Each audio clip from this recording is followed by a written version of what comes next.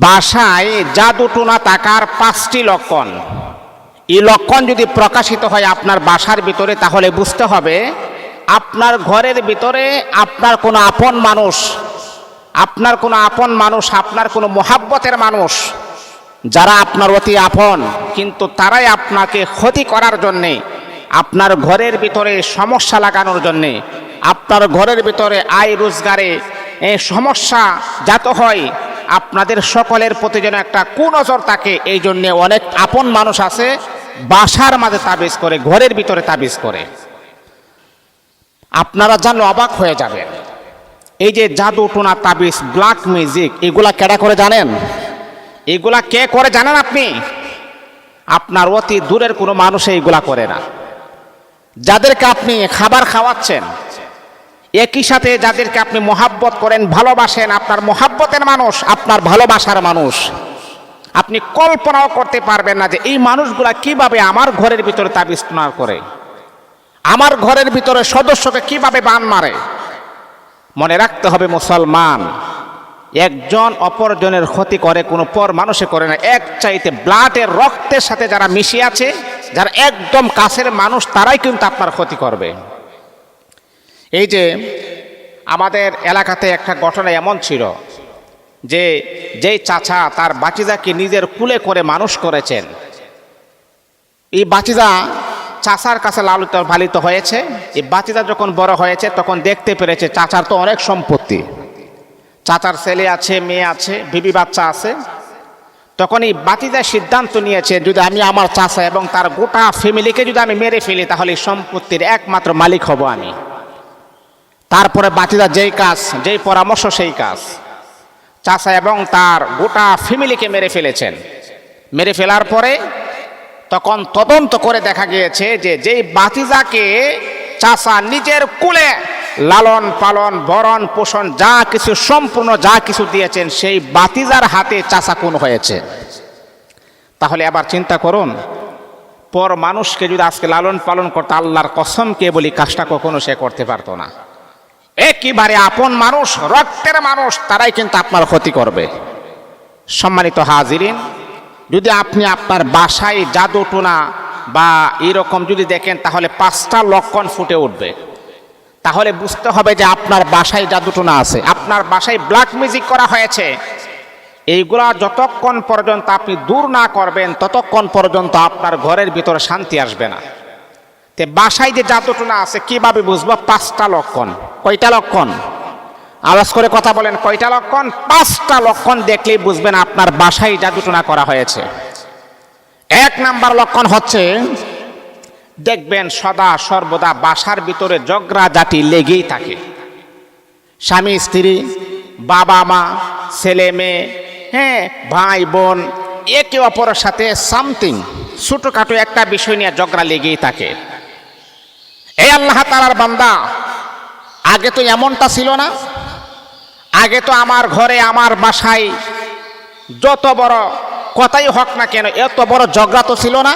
আর আজকে ছোটখাটো বিষয় নিয়ে আমার বাসায় যে এত বড় ঝগড়া, এর মানেই হচ্ছে এমন কোন ব্যক্তি আছে, তৃতীয় পক্ষ এমন কোন ব্যক্তি আছে, যে ব্যক্তিটা আপনাদের ভালো চাইতেছে না।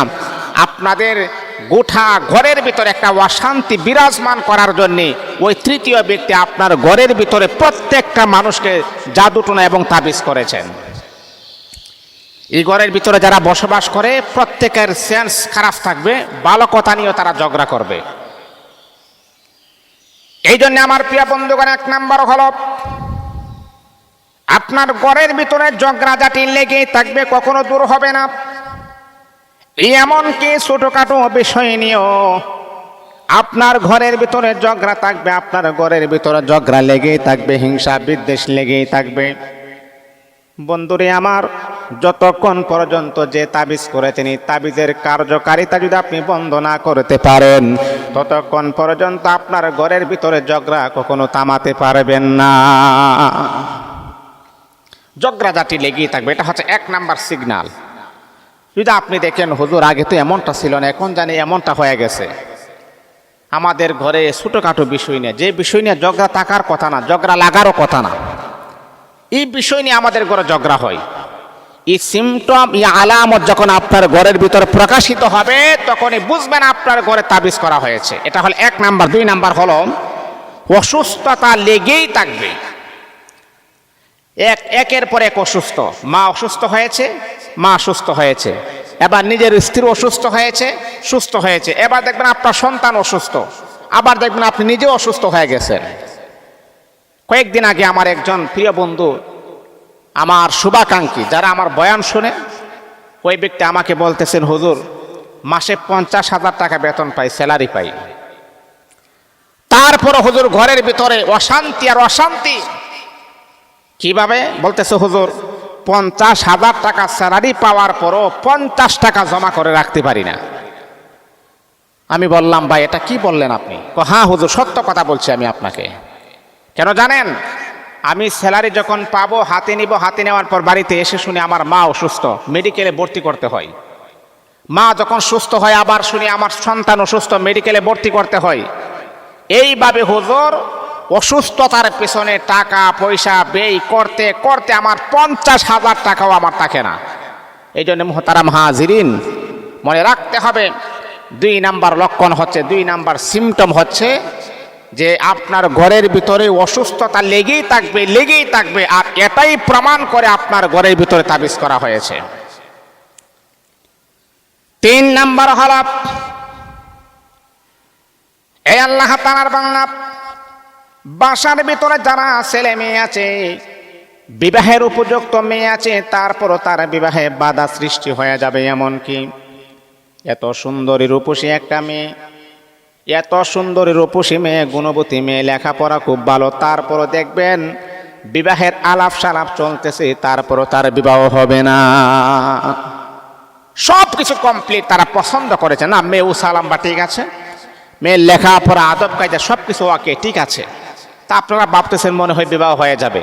কিন্তু ওই জামাইয়ের বাড়ির পক্ষের লোকেরা যখন বাড়িতে চলে যায় আর তাদেরকে জানানো হয় না, মানে একটা বাধা সৃষ্টি হয়ে যায়। বাড়ির থেকে বের হবার পরে তাদের মন চেঞ্জ হয়ে যায়, না এখানে বিবাহ করাবো না। প্রাপ্ত বয়স্ক ছেলে হোক আর মেয়ে হোক, তাদের বিবাহের মাঝে বাধা সৃষ্টি হবে, হওয়ার পরও হবে না, জিনিসটা হওয়ার পরও হবে না। একদম ইজি, আপনি ভাবতেছেন হয়ে গেছে তারপরও হবে না, এর মানেই হচ্ছে আপনার ঘরে তাবিজ করা হয়েছে। এটা হলো 3 নাম্বার। দিলের কান লাগিয়ে কথাগুলো শোনেন। এই পয়েন্টগুলো যদি আপনার ভিতর থাকে, যে কোনো একটা পয়েন্ট যখন আপনার ঘরের ভিতরে থাকবে, এই তাবিজগুলাকে আপনি অকিজু করতে হবে, এগুলাকে নষ্ট করতে হবে, তা না হলে আপনার ঘরের ভিতরে শান্তি আসবে না। এই আমার মুসলমান বন্ধুগণ, 4 নাম্বার হলো, যতই আপনি ইনকাম করেন, কামাই রুজির ভিতরে বরকত আসবে না। কামাই রুজির ভিতরে, ইনকামে বরকত হবে না, আল্লাহ প্রদত্ত নিয়ামতের ভিতরে বরকত আসবে না। এই জন্য বন্ধু, যারা আপনার ঘরের ভিতরে তাবিজ তোমার বান দিয়েছেন, এইগুলাকে নষ্ট করতে হবে। যতক্ষণ পর্যন্ত আপনি নষ্ট না করবেন, ততক্ষণ পর্যন্ত আল্লাহ প্রদত্ত নিয়ামত আপনি ভোগ করতে পারবেন না। এইগুলাকে নষ্ট করুন, আর কামাই রুজির ভিতরে বরকত হবে, অন্যতায় বরকত হবে না। এটা হলো 4 নাম্বার। 5 নাম্বার হচ্ছে, বাসায় অস্থিরতা কাজ করবে, দম বন্ধ হয়ে আসবে। মানে বাসার থেকে যখন আপনি বের হবেন তখন আপনি সুস্থ, আপনি ভালো, যখন বাসার ভিতরে যাবেন তখন আপনি অসুস্থ হয়ে যাবেন। আপনার শরীরটা বার হয়ে যাবে, আপনার শরীরটা যেন কেমন লাগে এটা আপনি নিজেও বুঝতে পারবেন। আবার যখন আপনি ঘর থেকে যখন বের হয়ে যাবেন তখন দেখবেন আপনার শরীরটা হালকা হয়ে গেছে। এ আমার দোস্ত, এ আমার বন্ধু, এমন সিমটম, এমন লক্ষণ যদি আপনার ঘরের ভিতরে থাকে, তাহলে অচিরেই যোগ্য আলেমের মাধ্যমে, রুকিয়ার মাধ্যমে এগুলাকে আপনি দূরে ফেলে দেন, এগুলাকে আপনি বন্ধ করে দেন, তা না হলে আপনার ঘরের ভিতরে শান্তি আসবে না। সম্মানিত হাজিরিন, আল্লাহ পাক আমাদের সকলকে বোঝার আমল করার